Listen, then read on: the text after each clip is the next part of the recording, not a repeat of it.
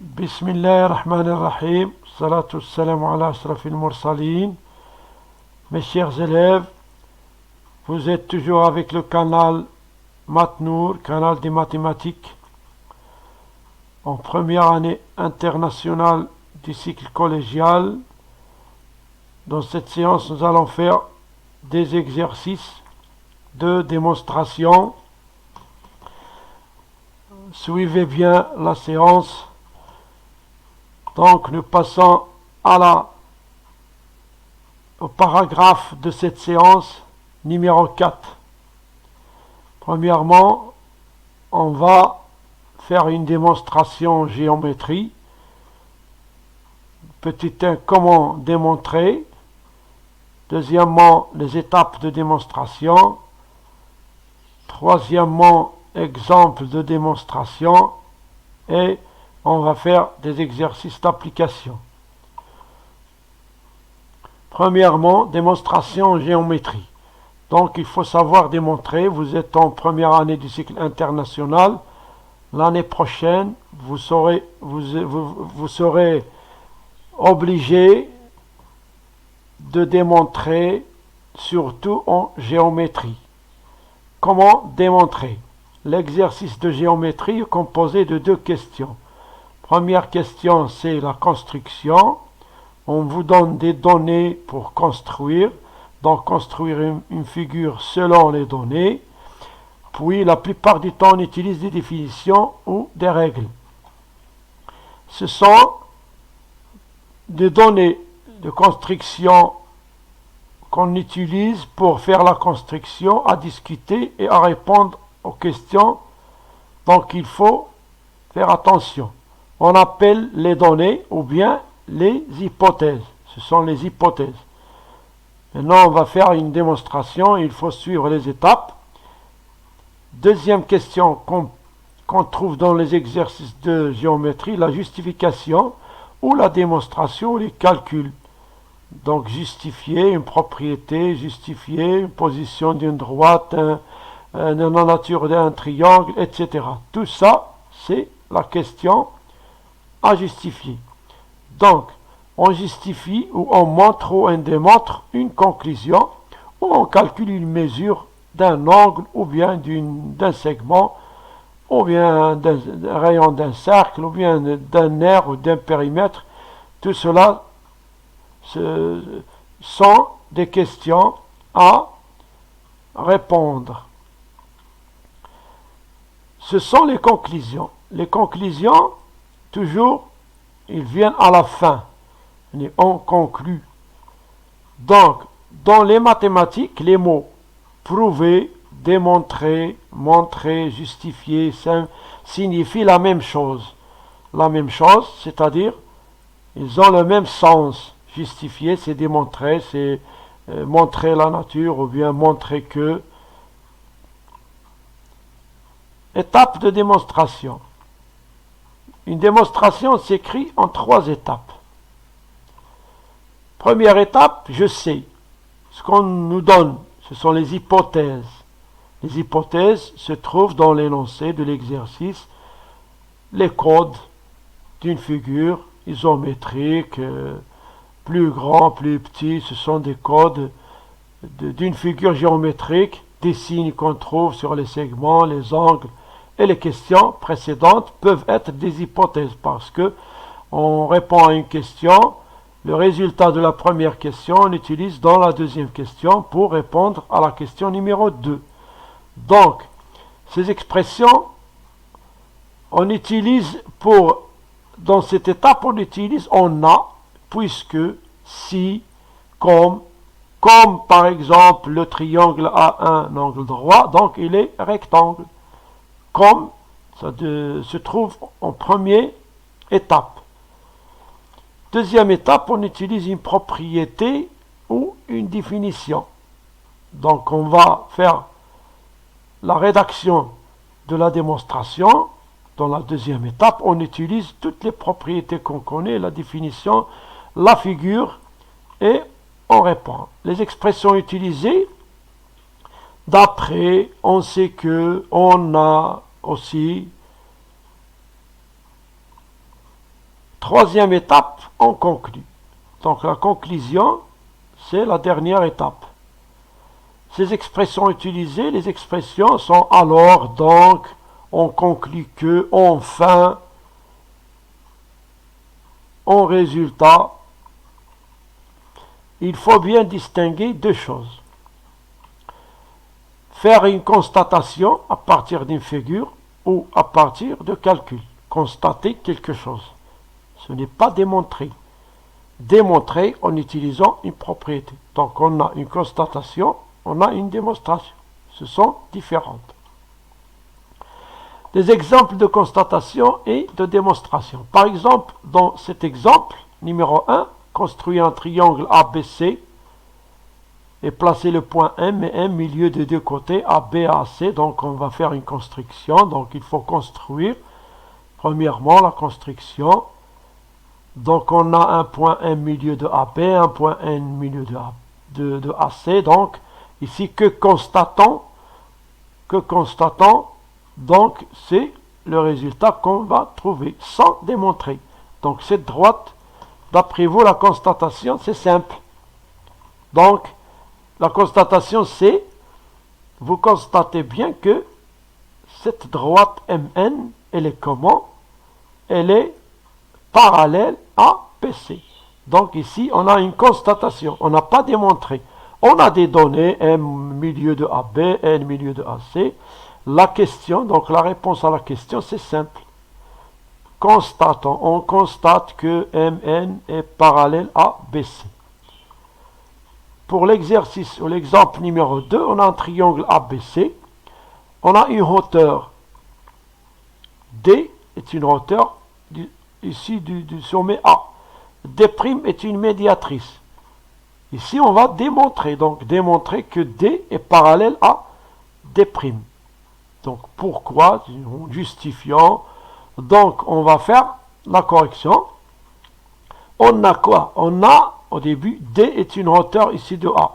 Donc, cette hypothèse, qu'est-ce qu'il nous donne? Il nous donne que D elle est perpendiculaire à BC. Parce que la hauteur, elle est toujours perpendiculaire au côté opposé du sommet.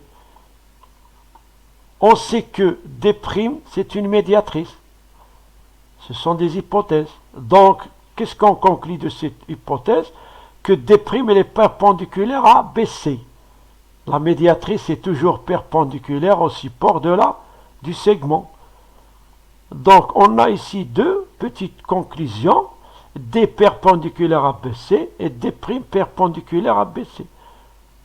Donc, on rappelle la propriété de la perpendicularité et le parallélisme. Si deux droites sont perpendiculaires à une même troisième droite, donc, alors ils sont parallèles. Donc, on a deux petites conclusions qui vont nous donner la conclusion qu'on trouve, la démonstration. Donc, c'est fini. On arrive à la conclusion. Donc, D est parallèle à D'. Donc, qu'est-ce qu'on a utilisé? On a utilisé on a, alors, on sait que, c'est-à-dire donc. Donc, ce sont les expressions qu'on utilise dans la démonstration. Comme si on fait une rédaction avec les hypothèses et on fait le sujet, puis la conclusion. Pour l'exemple numéro 3, on construit un triangle rectangle ABC en B. Voilà. I milieu de AC. D le symétrique de B par rapport à I. Voilà. Démontrer que ABCD est un rectangle.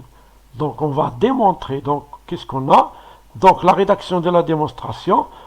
Comme les points B et D sont symétriques par rapport à I, c'est une hypothèse. Qu'est-ce qu'on conclut? Que I est milieu de BD. On a vu dans les propriétés de la symétrie centrale. Donc, par énoncé, c'est par hypothèse, I est aussi milieu de AC. Donc ces deux segments, ils ont même milieu. Le quadrilatère ABCD, AC diagonale, ACBD, qui se coupent en leur milieu, I. Donc c'est un parallélogramme. Puisque ici on a un angle droit, B, donc ce quadrilatère est un parallélogramme qui a un angle droit, donc par conséquent, donc en conclusion, On a le parallélogramme ABCD a un angle droit. Donc, tout parallélogramme qui a un angle droit est un rectangle. Donc, la conclusion, ABCD est un rectangle. De grand 2, on va passer à deux exercices d'application pour appliquer à démontrer. Donc, ici, on fait seulement, donc on appuie sur la démonstration, sur un exercice. Donc, on va poser des exercices donc pour évaluer nos connaissances pour démontrer. Donc, ici, on va utiliser le cercle puisqu'on est dans le chapitre cercle et disque. Donc, on va faire une démonstration. On prend un exercice numéro 1. Voilà l'exercice. Donc, il faut liser bien l'exercice ou bien le recopier sur une feuille ou dans vos cahiers. Puis, vous allez répondre aux questions. Premièrement, faites la construction. Placez le point au milieu. Donc, tracez le cercle. Ce sont ABC, ce sont la construction. Puis, pourquoi B appartient? Pourquoi? C'est on va justifier. Donc, on va passer à l'exercice numéro 2. L'exercice numéro 2, toujours dans le cercle, soit un segment AB au milieu, deux milieux O, et c'est un point du cercle de diamètre AB tel que AC égale à O. Donc suivez les consignes, vous allez montrer la nature. Donc montrer, c'est comme démontrer, donc justifier. 3 questions à faire. Donc il faut stopper la vidéo et vous allez répondre donc avant d'aller à la correction.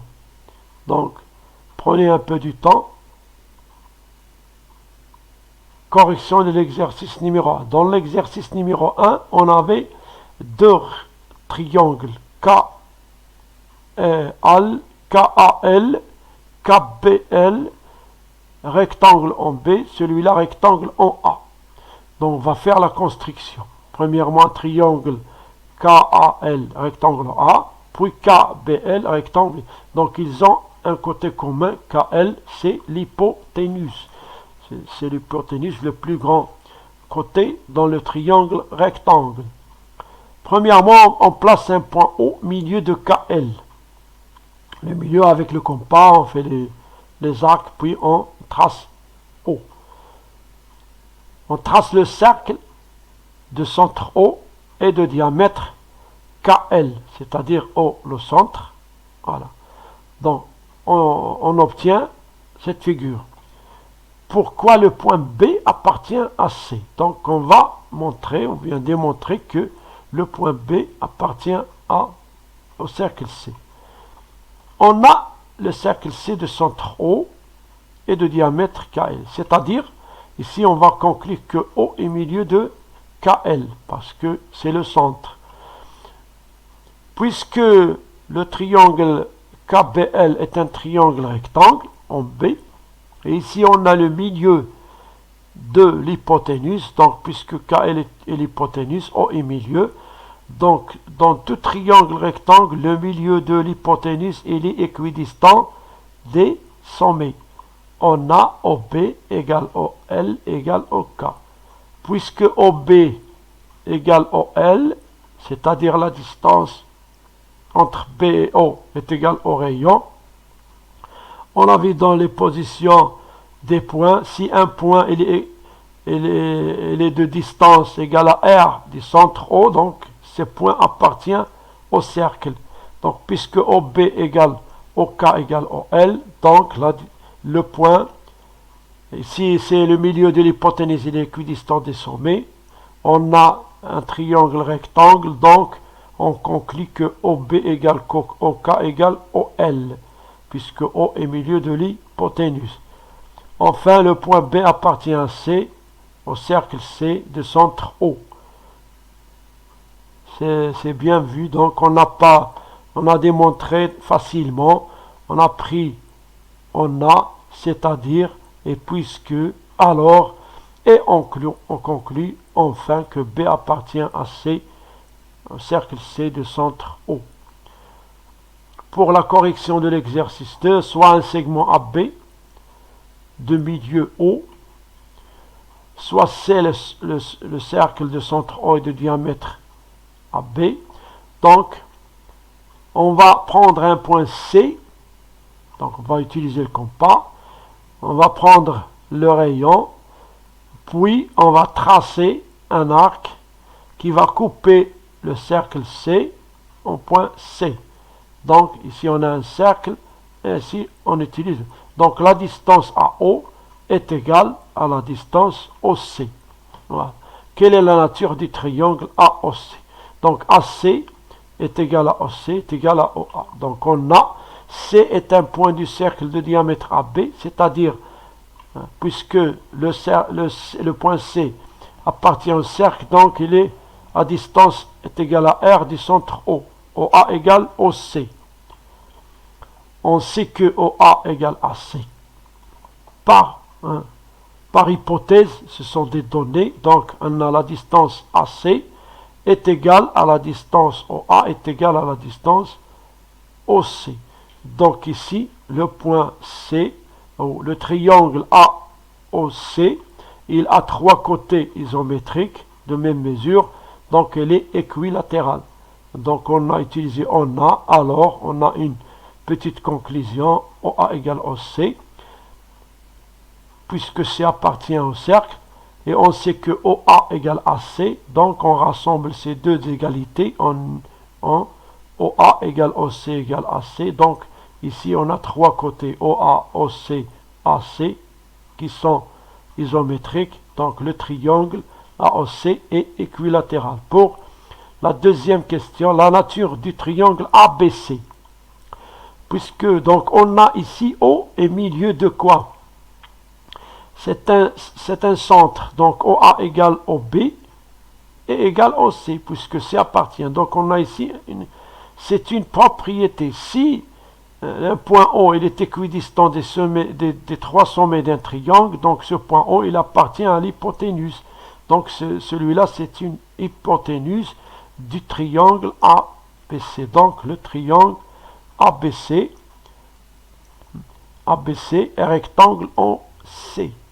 Parce que OB égale OA égale OC. O appartient à AB, au diamètre, donc le triangle est rectangle OC. Puisque OA égale OB égale OC, et au milieu du côté AB, donc on a ici un triangle rectangle. Pour la nature du triangle OBC, regardez bien ici, on a O le centre, donc OB égale OC, alors c'est un triangle, comment il est isocèle. Donc, puisque OC égale OB, le triangle AOBC est isocèle de sommet O. Et on arrive à la fin de cette séance. Toujours, nous sommes avec vous. Faites-nous confiance et vous n'aurez plus de difficultés en mathématiques. À bientôt, mes élèves.